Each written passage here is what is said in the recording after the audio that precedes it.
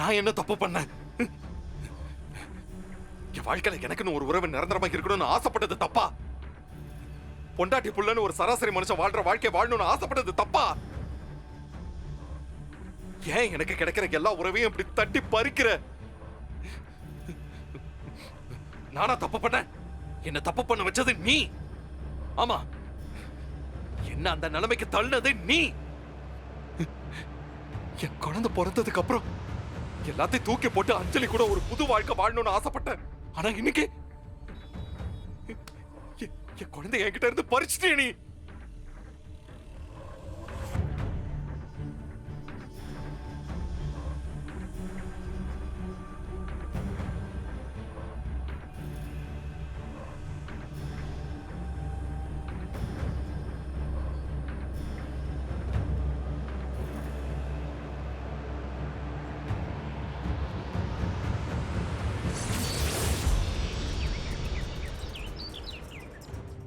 அவளுக்குன்னு இருந்த ஒரே நம்பிக்கை அந்த குழந்தை தான். இப்ப அதுவும் இல்லைன்னு ஆயிடுச்சு. நம்ம யாருக்குமே எந்த கெடுதலுமே நினைக்கலையே. ஏன்தான் நமக்கு மட்டும் இப்படி சோதனைக்கு மேல சோதனை வருதோ? ஐயோ கடவுளே, நான் தினமும் கோயிலுக்கு வரேன், விளக்கேத்துறேன், நீயே கதின்னு இருக்க. இருந்தாலும் ஏன்பா எங்க குடும்பத்தை இப்படி சோதிக்கிற? என்னால தாங்க முடியலப்பா, தாங்க முடியல. அத்தை, அழாதீங்க அத்தை. அஞ்சலி, அவ எப்படி தாங்குவான்னு தெரியலையே, பாவம். இந்த எலெக்ஷன்ல நான் நிக்கல வெற்றி.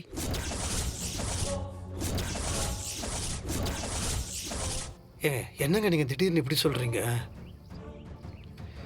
ஏங்க, பொது வாழ்க்கைக்கு வந்த எல்லாத்துக்குமே சொந்த வாழ்க்கையில கண்டிப்பா ஏதோ ஒரு பிரச்சனை இருக்குங்க.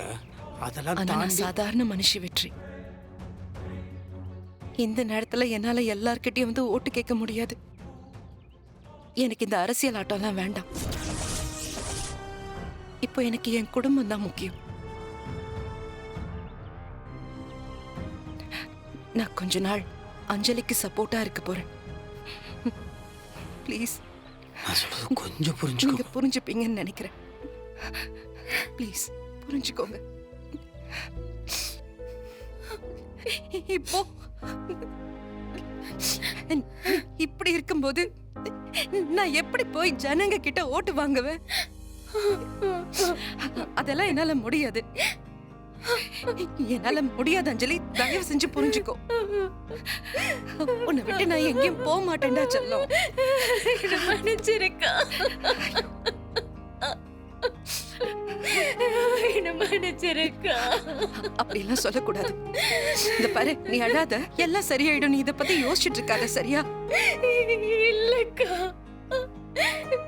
நான் உன்கிட்ட ஒரு உண்மையை மறைச்சிட்டேன்.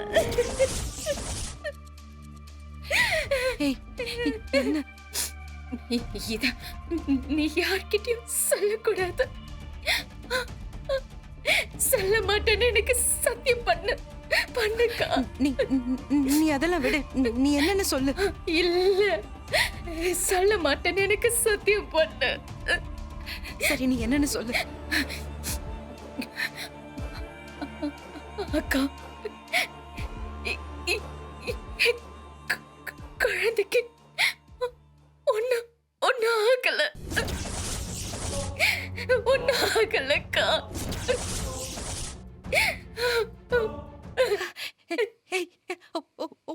உண்மையாவா?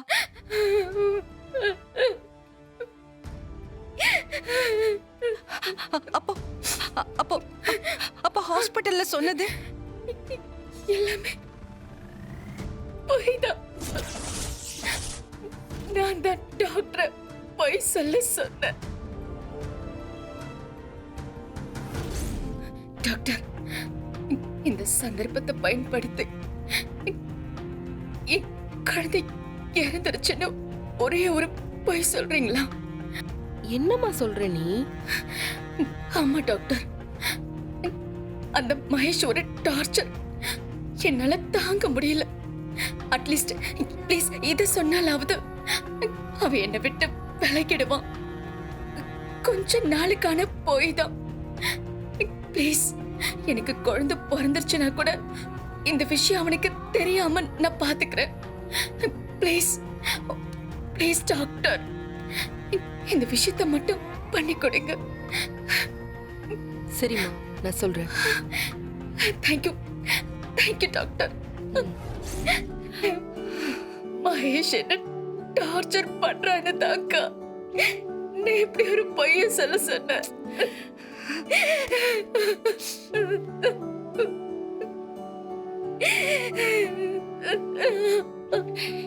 என்னடி இது? நீ எப்ப இவ்வளவு பெரியவளான? ஆனா இந்த பொய்னால அம்மால இருந்து குடும்பமே தவிச்சு போய் கிடக்குது. அஞ்சலி, முதல்ல போய் அம்மா கிட்டயும் எல்லார்கிட்டயும் சொல்லணும். வா. அக்கா, சத்தியம் பண்ணிருக்கல யார்கிட்டயும் சொல்ல மாட்டேன்னு.